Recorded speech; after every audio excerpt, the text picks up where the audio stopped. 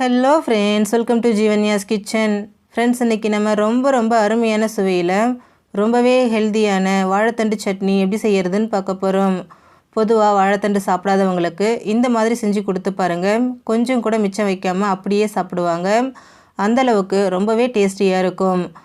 அதில் இருக்கக்கூடிய சத்துக்களும் முழுமையாக அவங்களுக்கு கிடைக்கும். செய்கிறதுன்னு பார்த்திங்கன்னா ரொம்ப சுலபந்தான். இது எப்படி செய்கிறது அப்படிங்கிறத பார்க்குறதுக்கு முன்னாடி நம்ம சேனல் ஜீவன்யாஸ் கிச்சனை மறக்காமல் சப்ஸ்கிரைப் பண்ணி பக்கத்தில் இருக்க பெல் சிம்பிளையும் கிளிக் பண்ணிக்கோங்க.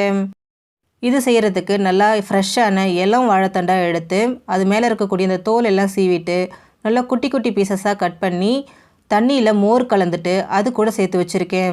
இந்த மாதிரி மோர் கலந்த தண்ணியில் வாழைத்தண்டை சேர்த்து வைக்கும்போது வாழைத்தண்டோட கலர் கொஞ்சம் கூட மாறாமல் கருத்து போகாமல் அப்படியே ஃப்ரெஷ்ஷாக இருக்கும்.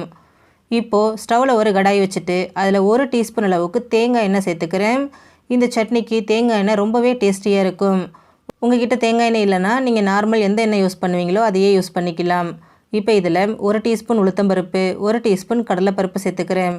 சேர்த்துட்டு ஸ்டவ்வை மிதமான தீயிலேயே வச்சுட்டு இது எல்லாம் லைட்டாக செவக்கிற அளவுக்கு வறுத்துக்கோங்க. பாருங்கள், பருப்பு எல்லாமே ஒன்று போல் லைட்டாக செவந்து வறுபட்டு இருக்குது. இப்போ இது கூட 5 வரமிளகாய், 1 இன்ச் அளவுக்கு கட் பண்ணின இஞ்சி, மீடியம் சைஸில் 1 வெங்காயத்தை ரஃப்பாக கட் பண்ணி சேர்த்துக்கிறேன். கூடவே ஒரு சின்ன துண்டு புளி சேர்த்துக்கிறேன். சேர்த்துட்டு ஸ்டவ்வை மிதமான தீயிலேயே வச்சுட்டு வெங்காயம் நல்லா சாஃப்டாகி கண்ணாடி பதம் வர அளவுக்கு இதை வதக்கிக்கோங்க. பாருங்கள், நம்ம சேர்த்த மிளகாய் பருப்பு எல்லாமே நல்லா செவந்திருக்கு. வெங்காயமும் கண்ணாடி பக்குவத்துக்கு வதங்கி வந்திருக்கு. இப்போ இது கூட பெரிய சைஸில் 1 தக்காளியை கட் பண்ணி சேர்த்துக்கிறேன். கூடவே நம்ம கட் பண்ணி வச்சுருக்கக்கூடிய வாழைத்தண்டை தண்ணியை வடிச்சிட்டு தண்டை மட்டும் இது கூட சேர்த்துக்கோங்க. அடுத்ததாக இதில் 1 டீஸ்பூன் அளவுக்கு உப்பு, இது எல்லாத்தையும் சேர்த்துட்டு ஸ்டவ்வை மிதமான தீயிலேயே வச்சுட்டு ஒரு 2 நிமிஷத்துக்கு இதை நல்லா கலந்து கொடுங்க. நம்ம சேர்த்துருக்கக்கூடிய தக்காளியும் தண்டும் கொஞ்சம் சாஃப்டாகி வரட்டும்.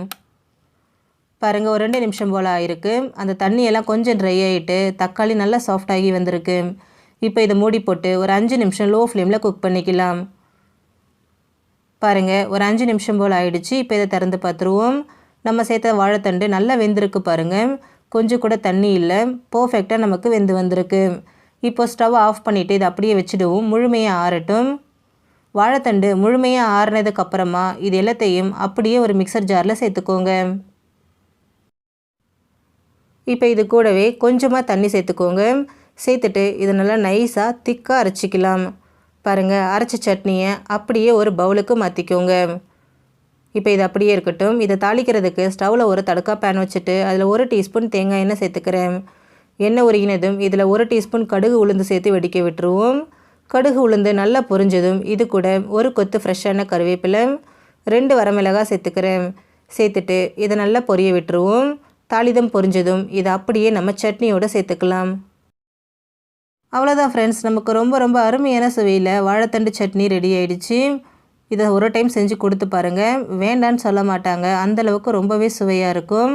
ஃப்ரெண்ட்ஸ், நீங்களும் இந்த ரெசிபியை ட்ரை பண்ணி பாருங்கள். இந்த வீடியோ உங்களுக்கு பிடிச்சிருந்தா லைக் பண்ணுங்கள், ஷேர் பண்ணுங்கள், கமெண்ட் பண்ணுங்கள்.